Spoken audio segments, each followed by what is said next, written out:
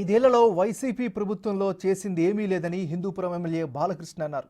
3 రాజధానుల పేరు కాలయాపన చేశారని మాజీ సీఎం జగన్ విమర్శించారు.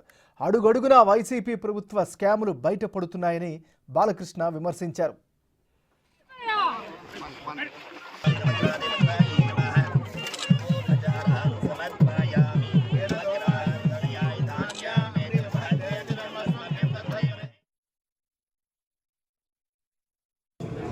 ఎన్నికల ముందేమో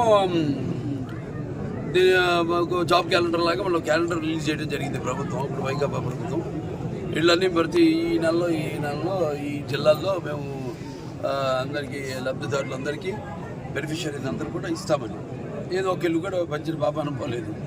ఇవాళ మళ్ళీ మెగా డిఎస్సి వాళ్ళ మన ఉద్యోగాలు కూడా అనుకున్నా అంటే ఏవైతే మేము హామీలు ఇచ్చామో అప్పుడు ఎలక్షన్లప్పుడు వాటన్నిటి మనము సుమారు 2786 ఇళ్ళు మనకి హిందూపురం శాంక్షన్ కావడం ఇక్కడ కొట్టిపోయింది. అలాగే సుమారుగా ఒక 1586 ఇళ్ళు బేస్మెంట్ లెవెల్, మిగతా ఏదైతే మిగిలిన 1200 ఇళ్ళు 1200 పూర్తయినాయి. 80% పూర్తయింది.